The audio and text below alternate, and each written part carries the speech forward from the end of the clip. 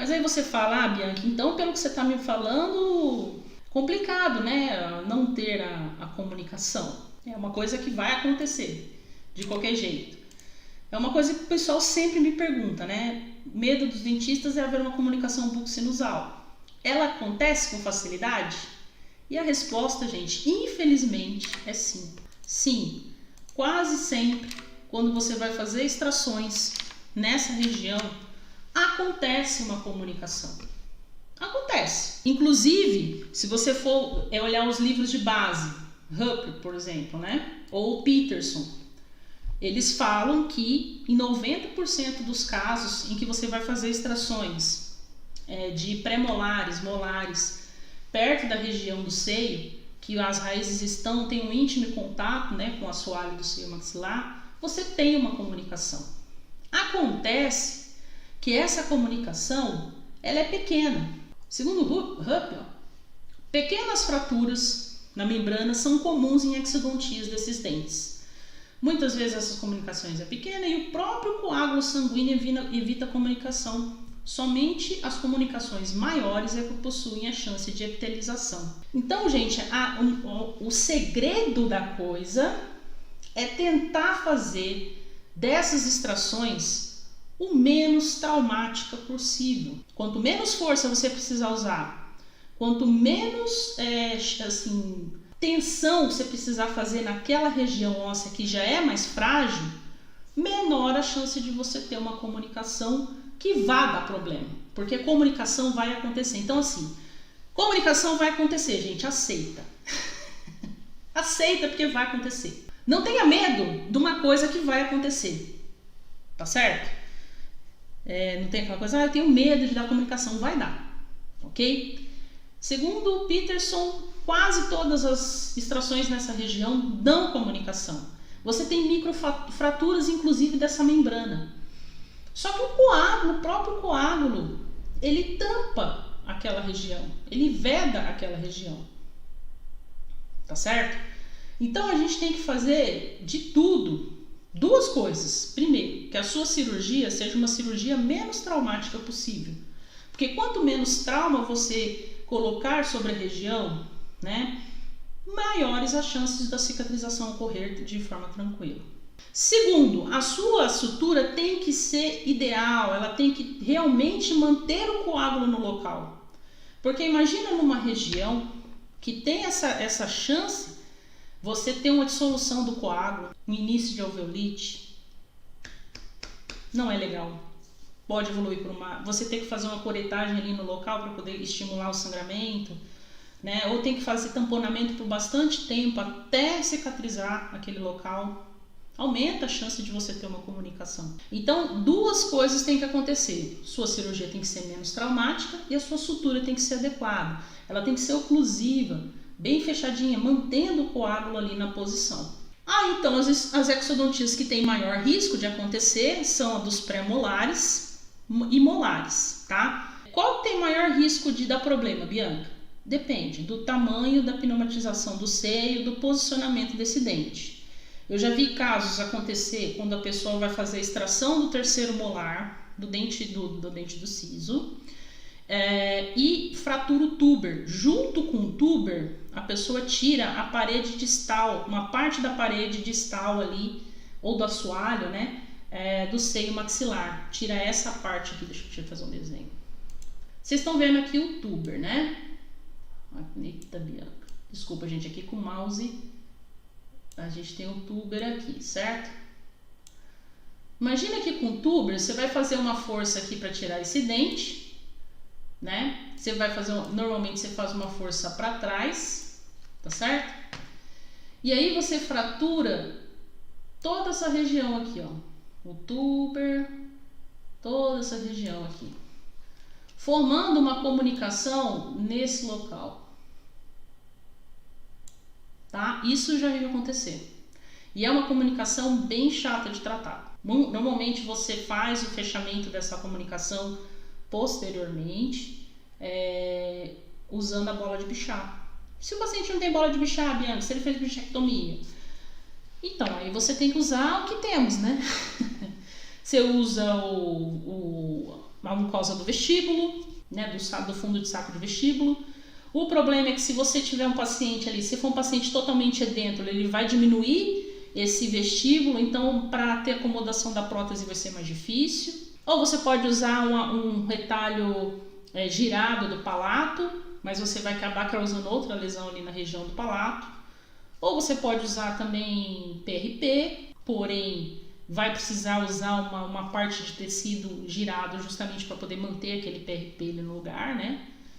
Então, assim, opções para resolver o problema temos, né? Temos, mas é mais difícil. Então, os principais dentes acometidos, pré-molares e molares. Então, toda vez que você for fazer a extração desses dentes, né?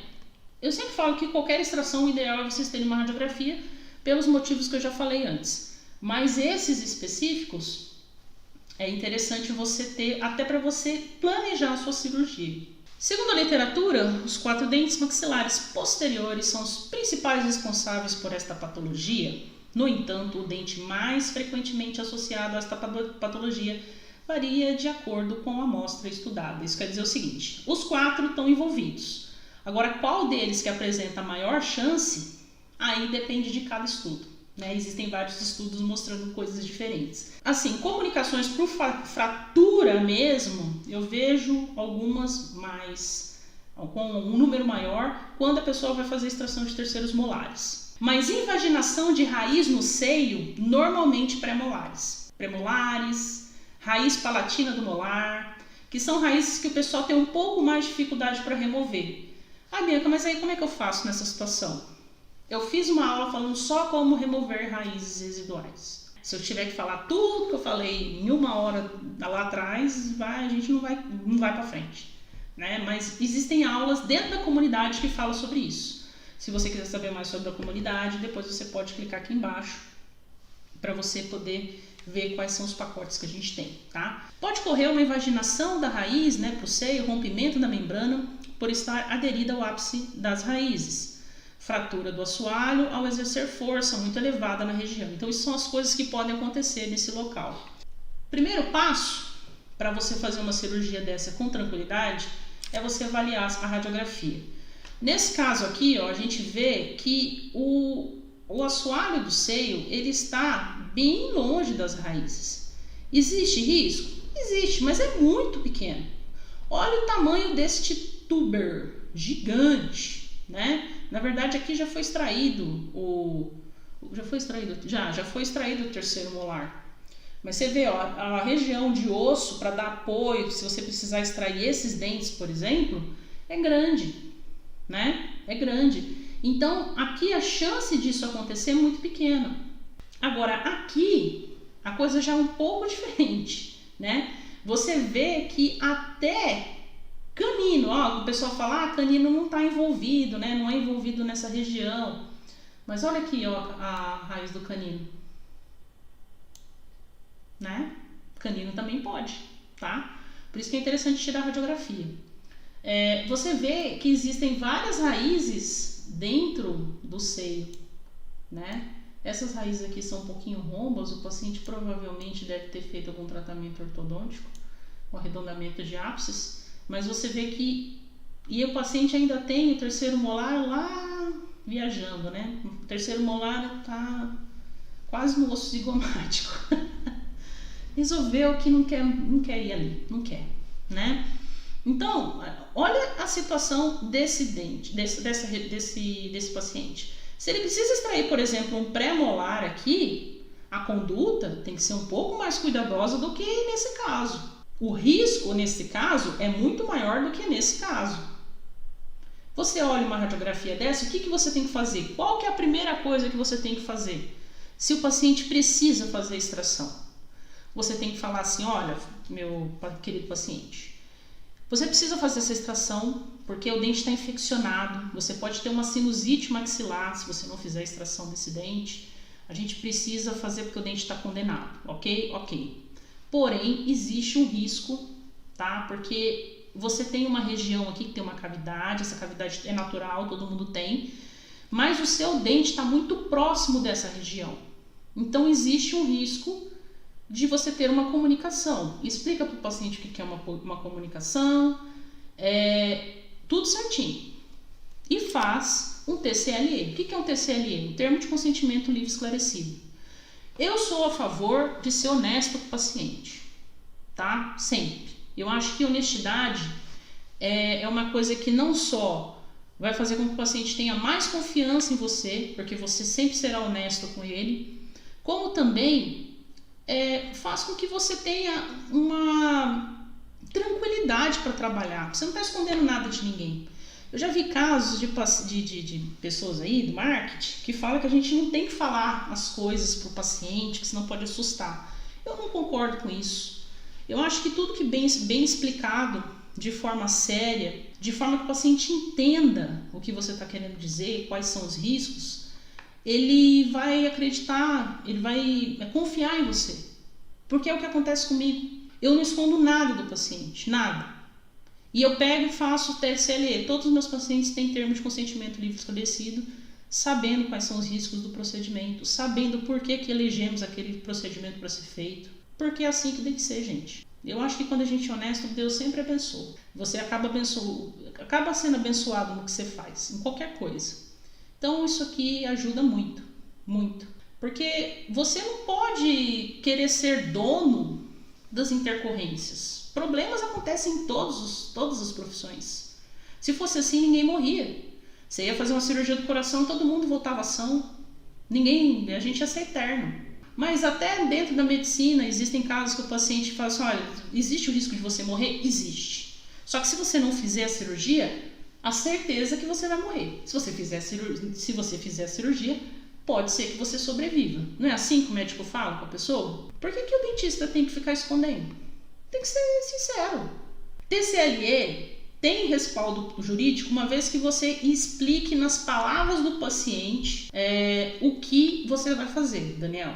Não em termos técnicos. Você tem que falar mesmo na palavra, tem um buraco na face e as raízes do seu dente, que é a parte do dente, está muito próximo desse buraco. Existe chance de comunicação.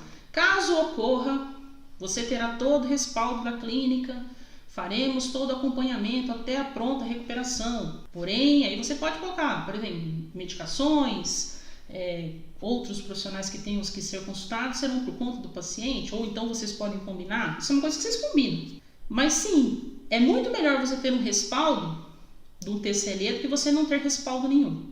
Do paciente virar para você e falar, mas você não me avisou que poderia ter esse risco. E aí? Sabe o que acontece? Quando não tem contrato e não tem TCLE, na verdade são duas coisas, tá, gente? Contrato é uma coisa, TCLE é outra. São coisas divergentes. Contrato é uma coisa assim, você está prestando serviço. A gente pode até fazer uma aula sobre isso depois. Mas o TCLE é o termo de consentimento livre esclarecido, é o termo que o paciente autoriza você fazer o tratamento que você propôs. São coisas diferentes. Tanto que no TCLE não tem valores.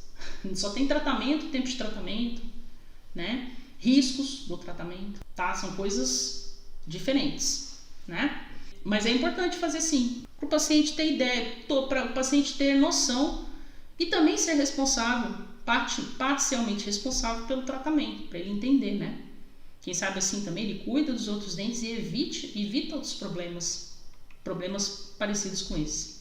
Então, a gente tem que ter cuidado também em relação à posição desses dentes.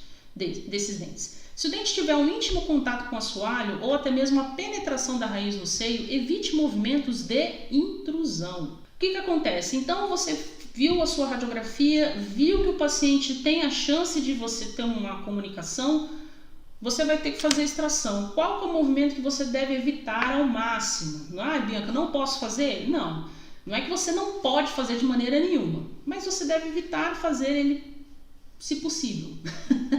Se o dente estiver tendo mobilidade com os outros movimentos, eu não sei se vocês lembram os movimentos do fórceps, se você gosta de usar fórceps, o primeiro movimento que você faz é o de intrusão. Por quê? Esse movimento para dentro.